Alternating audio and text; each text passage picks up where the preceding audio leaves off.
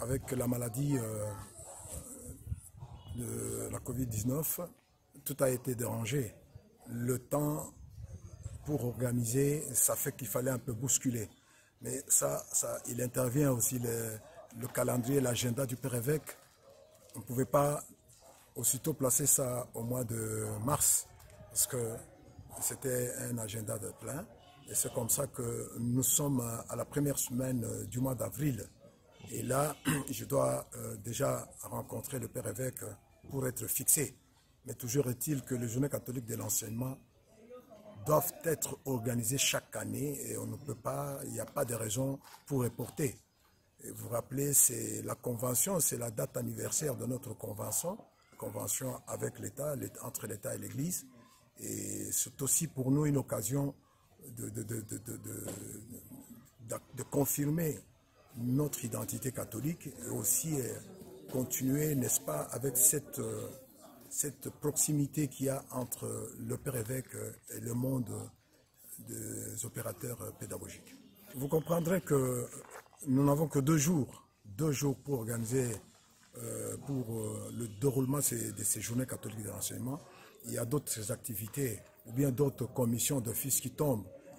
Là, il n'y aura pas de sport, bien sûr, mais le rendez-vous avec le défilé, parce que cette année, cette fois-ci, nous allons, n'est-ce pas, toucher tous les réseaux, tous les BGP, protestants, c'est-à-dire les confessions religieuses. Nous avons les protestants, les réseaux protestants, nous avons nos amis de musulmans, nous avons le réseau officiel.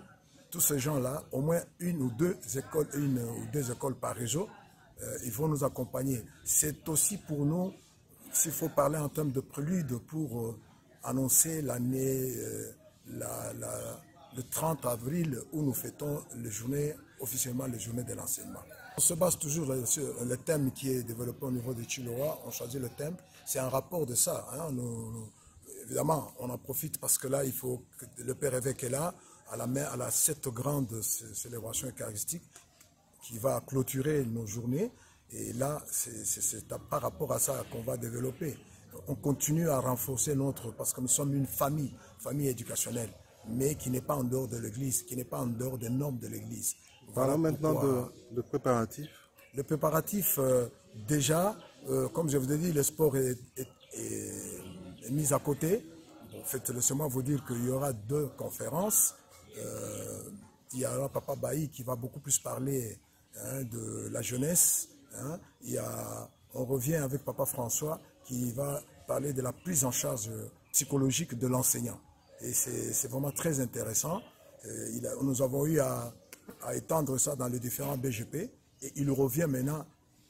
Il n'y aura pas assez d'heures, mais il faudrait déjà un prélude. Il faut juste un avant-goût qui va faire en sorte que, comme ça, là, il sera peut-être invité dans tous les autres réseaux pour cette prise en charge psychologique. Vous savez, c'est très important. L'enseignant, des fois, il a des problèmes chez lui, des problèmes peut-être de santé, problèmes peut-être de gestion à la maison. Il peut transporter toutes ces difficultés là-bas à l'école et puis se déverser sur les élèves. Il faut une prise en charge psychologique pour tout ça. Il est informé, il est même formé pour ça.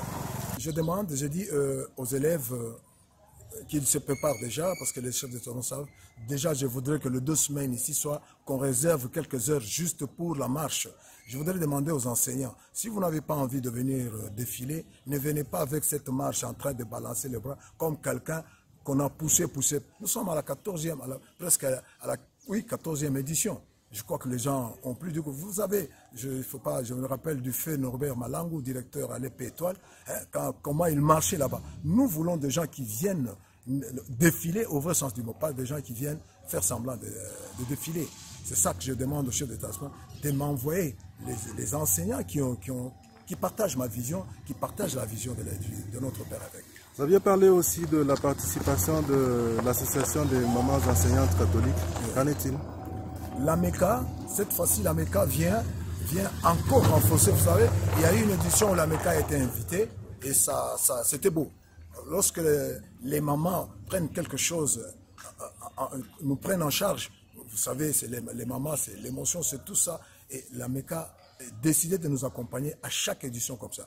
Elles reviennent comme comme à la 7e, 8e édition, si je ne me trompe pas, où elles avaient défilé et nous avaient démontré de quoi elles sont capables. Elles viennent. Et aussi, comme nouveauté, il sera aussi procédé ce jour-là, le jour du défilé. On va commencer d'abord par la bénédiction de notre cantine scolaire. Je vous ai dit, désormais, l'enseignant ne peut pas aller acheter la farine ou la femme de l'enseignant ne peut pas aller acheter la farine au marché. Ils viennent chercher. Nous avons désormais notre cantine qui sera inaugurée à la coordination par notre père évêque.